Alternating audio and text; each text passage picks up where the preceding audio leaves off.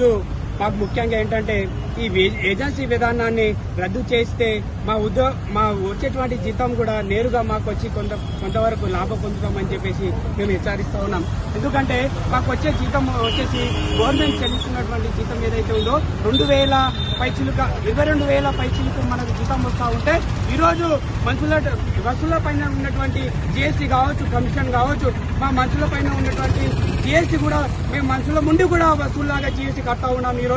ఈరోజు మా ఏజెన్సీ వాళ్ళు మా ఈఎస్ఐ కట్టట్లేదు, పిఎఫ్ఐ కూడా కట్టట్లేదు. ఈరోజు హాస్పిటల్లోకి వెళ్తే మాకు ఈఎస్ఐ పెండింగ్ లో ఉంది, హాస్పిటల్ కూడా అక్కడ పనిచేయడం లేదు.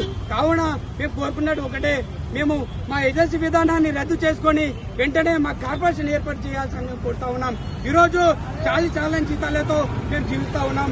ఈరోజు మా ఫ్యామిలీ కుటుంబాలలో కూడా ఆరోగ్య పరిస్థితులు వస్తాయి, మేము ఏం చేయలేని పరిస్థితిలో ఉన్నాము.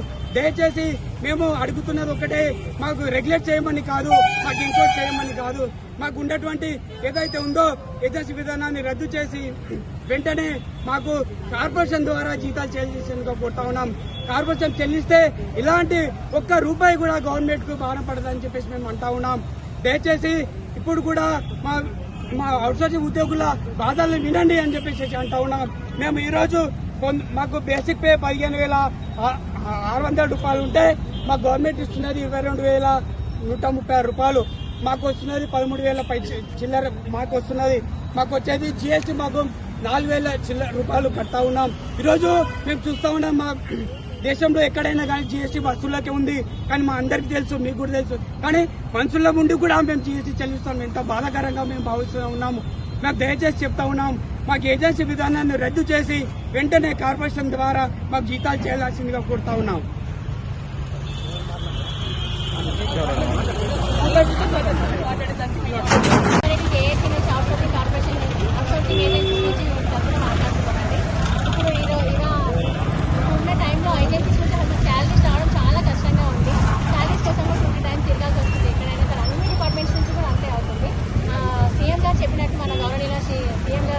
చెప్పినట్టు ఏజెన్సీ కదా నన్ను రద్దు చేసి కార్పొరేషన్లో కలుపుతామని చెప్పారు.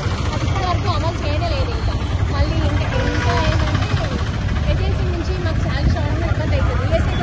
ఈఎస్ఐ పిఎఫ్ కూడా మంత్లీ కూడా కట్టడం లేదు. ఒక 1 మంత్ కడుతున్నారు, ఒక 2 months కట్టడం లేదు. దానివల్ల చాలా ప్రాబ్లం అవుతుంది. ఇప్పుడు పర్మనెంట్ వాళ్ళకు చూసుకుంటే అందరం సమానంగా పనిచేస్తాం. మేము కూడా సమాన పనికి సమాన వేతనం ఇవ్వాల్సిందిగా కోరుతున్నాం. మెయిన్ చెప్పాలంటే ఏజెన్సీ విధానాన్ని రద్దు చేయాలి. ఏజెన్సీస్ ద్వారా ఏమవుతుందంటే మధ్యలో బ్రోకర్స్కి అమౌంట్ వెళ్ళిపోతుంది. మా అమౌంట్ మొత్తం వాళ్ళకి వెళ్ళిపోతుంది.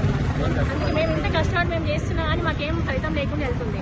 ఇంత చాలా మేము 8 hours 9 hours డ్యూటీ చేస్తున్నాం. ఒకసారి 10 hours కూడా చేయాల్సి వస్తుంది. హెల్త్ డిపార్ట్మెంట్లో అయితే చాలా, ఇంకా అన్ని డిపార్ట్మెంట్స్, ఒక్క డిపార్ట్మెంట్ కాదు, హెల్త్ డిపార్ట్మెంట్, సఖి అందరూ చాలా మంది, మున్సిపల్ అన్నింటిలో కూడా అవుట్సోర్సింగ్ వాళ్ళు ఉన్నారు.